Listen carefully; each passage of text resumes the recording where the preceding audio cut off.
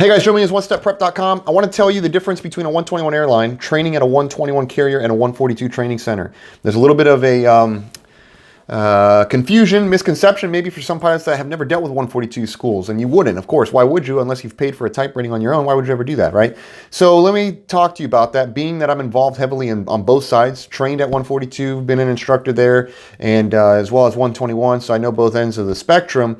Let me talk to you about the differences, okay? In a nutshell, what it boils down to is this, and there's a lot of differences, and more so than I can encompass in this video, in this short video, but basically a 121 airline, the training center there is a cost center, whereas a 142 training center is a profit center.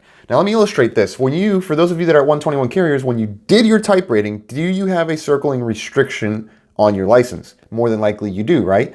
Now, of course, to do circling, you would need additional training, which would require additional cost. Hence, it's a cost center. Whereas at a 142 school, when you do a type rating there, if a pilot were to go and self-sponsor, pay for their type rating, you would actually come out with no circling restriction on your license.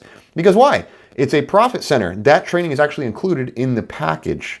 Let me give you another example, if maybe you didn't get that one. Remedial training. You're at an airline, 121, and you need a remedial session. That comes at a cost to your carrier. They have to pay for that. It's a cost. They don't make any money on that, right? 142 flight school, on the other hand, your remedial session is additional profit for them because you are paying for it. So in a nutshell, 121 carriers training is cost. It's a cost center. It costs them money. 142 training centers, it's a profit center. They're there obviously to make money. Okay, nothing wrong with that by any means, not by any stretch of the imagination. I just want you to understand that.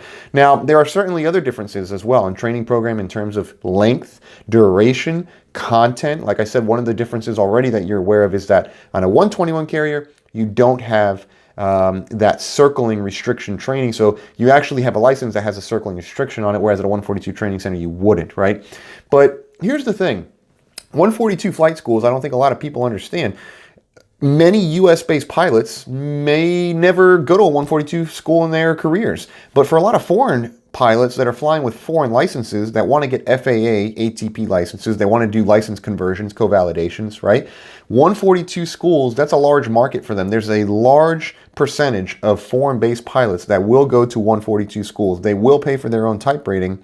And furthermore, you have other pilots that maybe aren't doing license conversions, co-validations, but what they're doing is actually self-sponsoring a type rating for a job later back in their country. So for anybody who knows the 142 world, I'm sure you can relate, you know exactly what I'm talking about, but it's just two separate worlds in terms of the cost center, the training center, who the markets are, what the content is, duration, all that stuff ties into that and so much more. I don't want this video to be too long because then it's going to go on. I don't want it to drag it out. I just wanted this to be a short, quick clip for you to grab a little bit of information out of it. But there's a lot more stuff that I can tell you that are differences, variances between the two. And maybe if you leave it in comments below, I'll do a longer video and go through all that stuff. What do you guys think? So leave it in comments below. And hey, if we can help you anyway, whether you're training at an airline or at a training center, 142 training center, reach out to us. We'd love to do it.